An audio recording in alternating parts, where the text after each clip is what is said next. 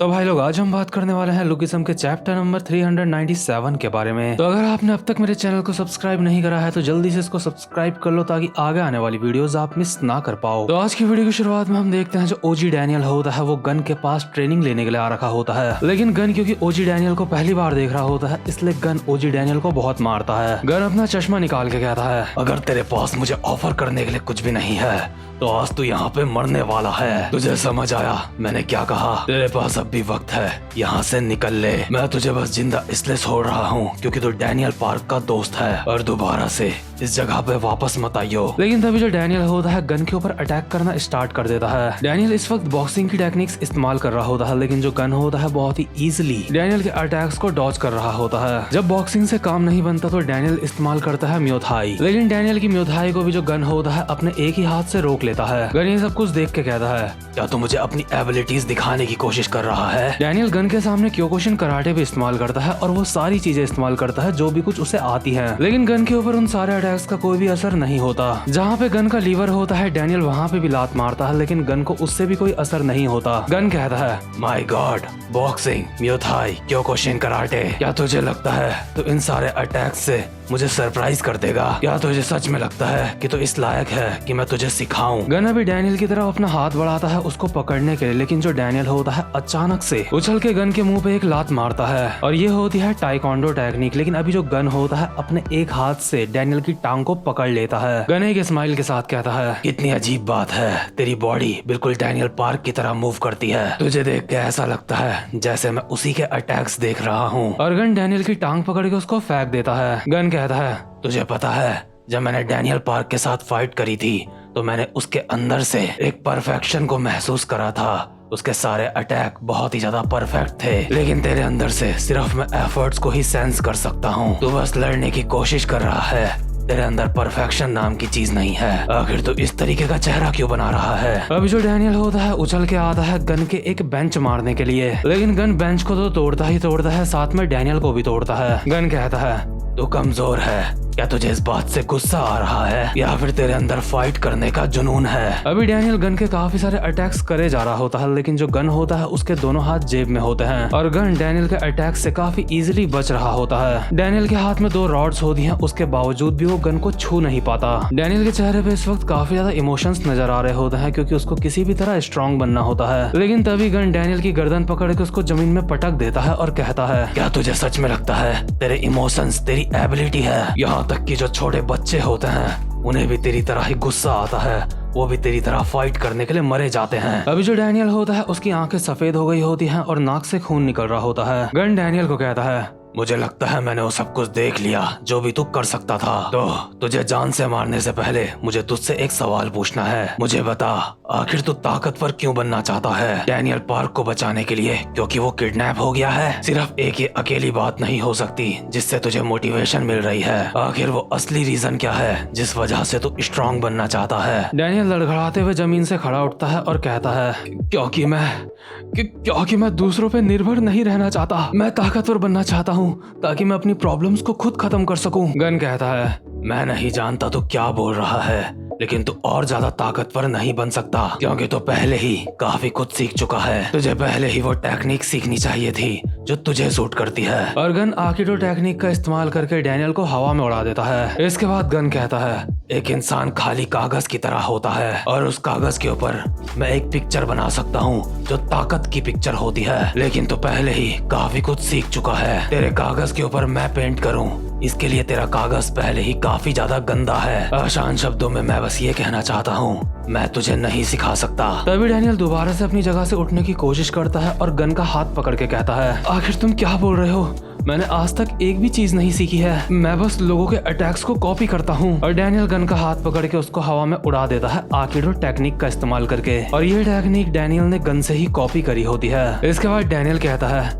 मैंने अब तक जो भी अटैक्स यहाँ पे करे हैं मुझे वो किसी ने भी नहीं सिखाए, मैं बस उन अटैक्स की नकल कर रहा हूँ जो मैंने दूसरे लोगों को करते हुए देखा है। अभी जो गन होता है डैनियल के हवा में उड़ाने के बावजूद भी जमीन में बहुत ही सेफली लैंड करता है और अब भी उसके हाथ जेब में होते हैं। गन कहता है, क्या ये बात सच है? तेरे अंदर ये एबिलिटी है? गैब्रियोंग किम के जमाने से लेके अब तक सिर्फ 3 ही लोग ऐसे हैं जिनके पास ऐसी एबिलिटी है। और भाई लोग इस फोटो में आप देख सकते हो कि वो 3 लोग कौन हैं। और यहाँ पे हमें जिस बंदे की शक्ल नहीं दिखाई जा रही है, मेरे हिसाब से वो जिनयोंग पार्क है। इसके बाद गन कहता है यहाँ तक कि वो इंसान जिसे लोग फाइटिंग प्रोडिजी बोलते हैं, वो भी इस बात से बहुत ज्यादा गुस्सा था कि उसके पास ऐसी एबिलिटी नहीं है। वो इंसान भी लोगों के अटैक्स को कॉपी नहीं कर सकता और तू मुझे बोल रहा है कि तेरे अंदर वो एबिलिटी है। डैनियल कहता है मैं नहीं जानता कि मैं ऐसा क्या कर सकता हूँ जो तुम्हें काबिलियत तारीफ लगे, लेकिन बट तभी गन कहता है आखिर तेरा नाम क्या है। डैनियल कहता है क्या मेरा नाम डैनियल पार्क है। और डैनियल के इतना कहते ही जो गन होता है डैनियल की हालत खराब कर देता है। अभी जो डैनियल होता है वो अनकॉन्शियस हो गया होता है और गन डैनियल की टांग पकड़ के उसको यहाँ से घसीटता हुआ ले जा रहा होता है और कहता है तो एक खाली कागज से बहुत ज्यादा है। डैनियल पार्क तैयार हो जा, मैं तुझे एक मेरा कमाल का मास्टरपीस बनाने वाला हूँ। इसके बाद सीन शिफ्ट होता है और हम देखते हैं डेहो माउंटेन का सीन। और ये पहाड़ डेगो सिटी में होता है जहाँ पे अभी जैक होता है। जैक अभी काफी ज्यादा गर्मी में इस पहाड़ के ऊपर चढ़ रहा होता है। जैक कहता है अब मुझे और कितना ज्यादा ऊपर जाना होगा। हे भगवान, ये काफी ज्यादा ऊपर है और ऊपर से यहाँ पे काफी ज्यादा गर्मी भी है। जैक अपने मन में बोल रहा होता है मैं यहाँ पे अपने सीनियर चो के कहने पे आया हूँ। आखिर इस पहाड़ में ऐसा क्या है। जो चोमा होता है उसने जैक को कहा था तुझे डेहो माउंटेन के डेहो टेम्पल में जाना है, बस मैं तुझे इतना ही बता सकता हूँ। जैक ऊपर चढ़ते चढ़ते अपने मन में बोल रहा होता है काश वो मुझे और ज्यादा बताता कि मुझे कहाँ पे जाना है, क्या करना है। इसके बाद जैसे ही जैक पहाड़ के थोड़ा सा और ऊपर आता है तो वो देखता है एक बहुत बड़े घंटे को। जैक इस घंटे को देख के काफी ज्यादा हैरानी से कहता है आखिर ये क्या है।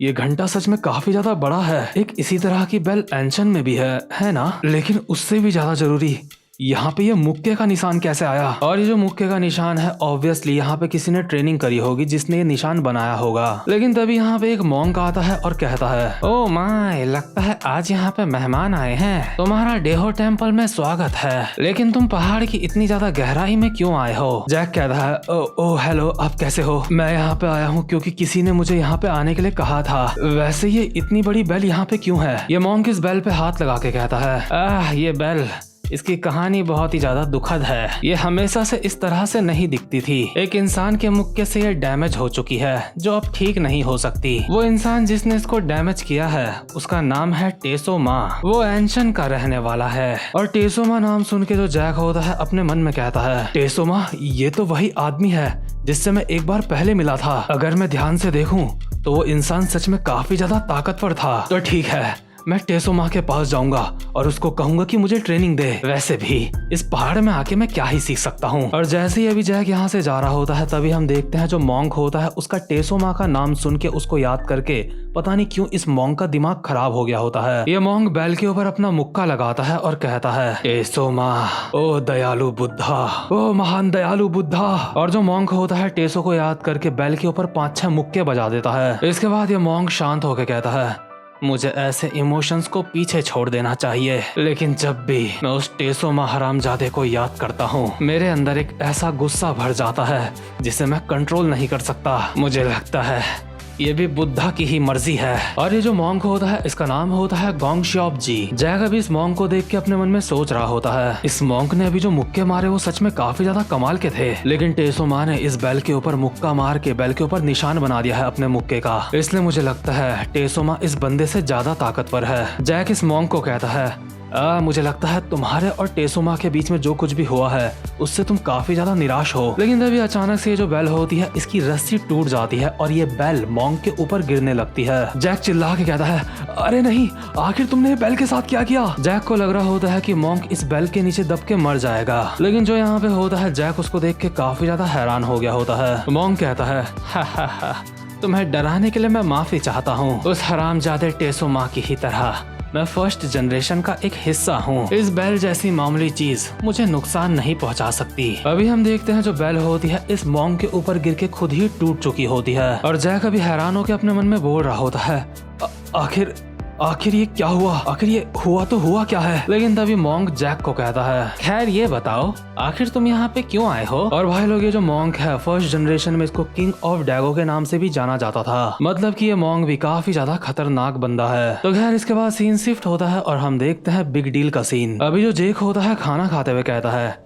हे जेरी, मैं तुमसे कुछ कहना चाहता हूँ, खाना बंद करो। और जो जेरी होता है हवा में ही अपनी चम्मच को नीचे छोड़ देता है, क्योंकि जेक का ऑर्डर जेरी के लिए पत्थर की लकीर होती है। जेरी कहता है, मैं जेरी कॉर्न अपनी चम्मच को नीचे रख दूंगा क्योंकि जेक का यही हुक्म है। और जैसा कि तुम जानते हो, मैंने तुम्हारी बचपन से ही सेवा करी है जेक। हम दोनों उस समय बच्चे थे। जेक कहता है, अरे जेरी तुम खाना खा सकते हो। मैं तुमसे ये पूछ रहा हूँ कि जिसके बारे में हमने पहले बात करी थी, क्या उसमें कोई प्रोग्रेस हो रही है? जेरी कहता है, जेक क्या तुम्हारा मतलब ग्रुप डिनर से है? जेक कहता है, अरे नहीं, मैं उसकी बात नहीं कर रहा हूँ। मैंने तुम्हें कहा था प्री जनरेशन और फर्स्ट जनरेशन के बारे में पता लगाने के लिए, ताकि मैं अपने फादर की डेथ के बारे में कुछ पता लगा सकूं कि उनकी डेथ कैसे हुई थी। जेरी कहता है, चिंता मत करो जेक, पहले ही हमारे लड़के इसके ऊपर काम कर रहे हैं, लेकिन अब तक उन्हें जो भी जानकारी मिली है वो सारी की सारी सरफेस लेवल की है। और ज्यादा जानकारी निकालने के लिए हमें और ज्यादा गहराई में जाना होगा। इसलिए हमने यहाँ पे एक एक्सपर्ट को बुलाया है जो बहुत मुश्किल से शियोल से बाहर आता है। जेक कहता है, क्या एक्सपर्ट? आखिर इससे तुम्हारा क्या मतलब है? जेरी कहता है, मुझे माफ करना, लेकिन मैंने हमारे नंबर 5 को यहाँ पे बुला लिया है। और ये सुनते ही जो जेक होता है उसके हाथ से चम्मच छूट जाती है और वो कहता है, क्या बस एक यही रास्ता था? जेरी खाना पेलते हुए कहता है, मुझे भी ये पसंद नहीं है, लेकिन हमारे पास और कोई रास्ता नहीं था। उसके जानकारी इकट्ठा करने की स्किल्स की वजह से ही वो बिग डील ज्वाइन कर पाया था। नंबर 5 जानकारी इकट्ठा करने के मामले में काफी कमाल का है। जेक कहता है, तुम मुझसे मजाक कर रहे हो? मैं भी जानता हूँ नंबर 5 कितना ज्यादा कमाल का है जानकारी इकट्ठा करने में। इस चीज के लिए गन ने भी एक बार बिग डील की तारीफ करी थी और उस तारीफ का पूरा क्रेडिट नंबर 5 को जाता है। लेकिन इसके बाद जेरी कहता है, जेक अब बहुत ज्यादा लेट हो चुकी है, अब तक नंबर 5 शियोल पहुंच चुका होगा। इसके बाद सीन शिफ्ट होता है और हम देखते हैं शियोल के गैंगबक का सीन। यहाँ पे बिग डील की ड्रेस पहन के अभी एक इंसान चल रहा होता है और यही होता है बिग डील का नंबर 5। यह भी खुद से बोल रहा होता है, ओ हाँ, बिग डील तो गैंग शो में है ना? लगता है मैं अभी गलत जगह पे हूँ। जेक, किम, जेरी कॉर्न, जेसन, ब्रैड, इन सबको पहले ही अंदाजा लगा लेना चाहिए था कि मुझसे वहाँ पे आने में कोई गलती होगी और इसीलिए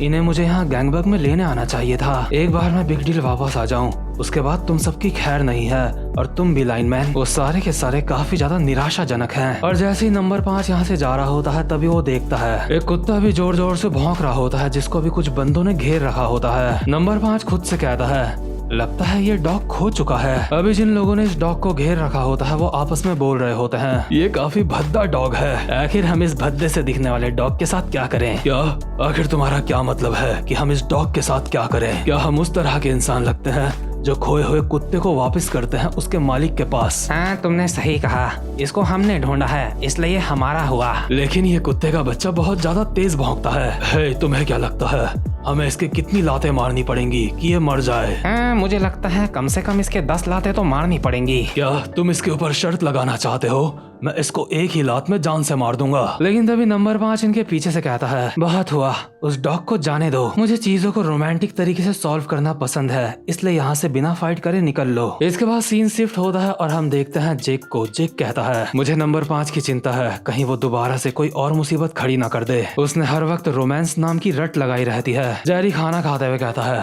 कोई बात नहीं, तुम चिंता मत करो। जेक कहता है, क्या तुम अब भी खाना खा रहे हो? जेरी कहता है, मुझे नहीं लगता नंबर 5 इतनी जल्दी किसी मुसीबत में पड़ेगा, और सबसे ज्यादा जरूरी बात, नंबर 5 को काफी ठीक ठाक म्यूथाई भी आती है। और प्रेजेंट मोमेंट में हम देखते हैं जो नंबर 5 होता है म्यूथाई की टेक्निक इस्तेमाल करके उन बंदों के लाते बजा रहा होता है, लेकिन उन बंदों के ऊपर म्यूथाई का कुछ खास असर नहीं होता। उनमें से एक बंदा नंबर 5 की गर्दन पकड़ता है और उसे जमीन में पटक देता है। इसके बाद हम देखते हैं जेरी को। जेरी कहता है, उसे म्यूथाई आती है, लेकिन दिक्कत वाली बात यह है कि वो एक फाइटर नहीं है। इसके बाद जिस बंदे ने नंबर 5 को जमीन में पटका होता है वो कहता है, क्या हुआ? मुझे तो लगा था तू काफी ज्यादा अच्छा फाइटर है, लेकिन तू काफी ज्यादा कमजोर है। नंबर 5 अभी अपने मन में बोल रहा होता है, आखिर अब मैं क्या करूं?